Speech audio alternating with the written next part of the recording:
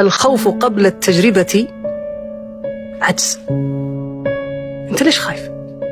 طب أنت ما جربت. طيب ليش ما تقدم؟ أنت ما عندك قدرات. ما طيب أقدم. كل بدايات الناس بدأت بهذه الطريقة، والعناء في الابتداء.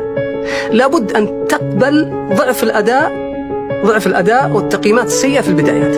لولا هذه البدايات الصغيرة لما كبر الإنسان. طيب نقاط القوة غالبا يعني شوف، الحب والشغف لشيء معين يدل على أنك قوي في هذا الجانب.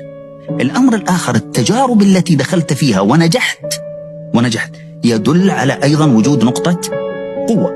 وفي اختبارات الآن صارت متاحة، يستطيع أي شخص إنه يختبر ويحدد المجال أو المسار الذي يعتبر نقطة قوة بالنسبة له.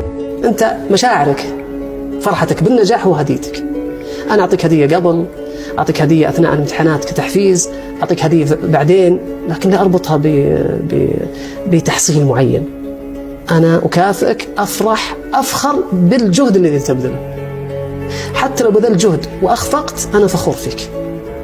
الإشكال إحنا نربط قيمتهم بمنجزهم. طيب المفروض أنه اجتهد وسوى اللي عليه وما وفق. يزعلني الشاب اللي يجي يقول لك أنا ما راح أذاكر ولا راح. ليش حبيبي؟ القناعة كنز لا يفنى.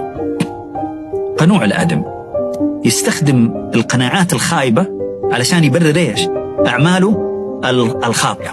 يا أخي الحبيب، أنا أقول للشباب دائما خصوصا عندنا في الجامعة، أقول مبدأك قبل البدء.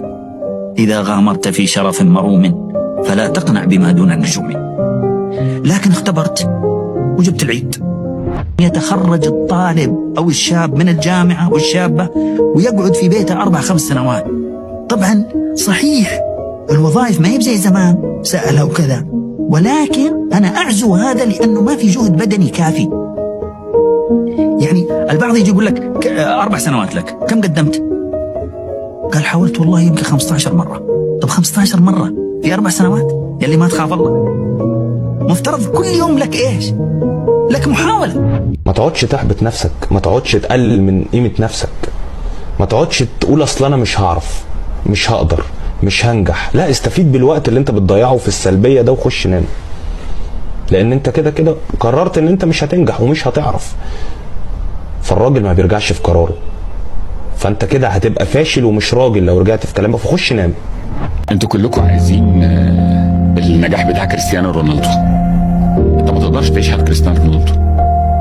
هو ليه ما فيش لعيبة عربية كتير مشهورة ما بيقدرش يدفع الثمن؟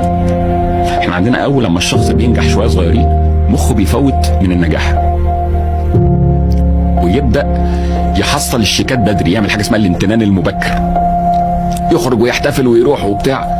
انا عندي تمرين الصبح بدري وعندي تكريم مع مش عارف ايه، هتروح ايه فيهم؟ عشان كده النجاحات اللي موجودة نجاحات وسطية، نجاحات الانفجارية قليلة وتمنها كان غالي.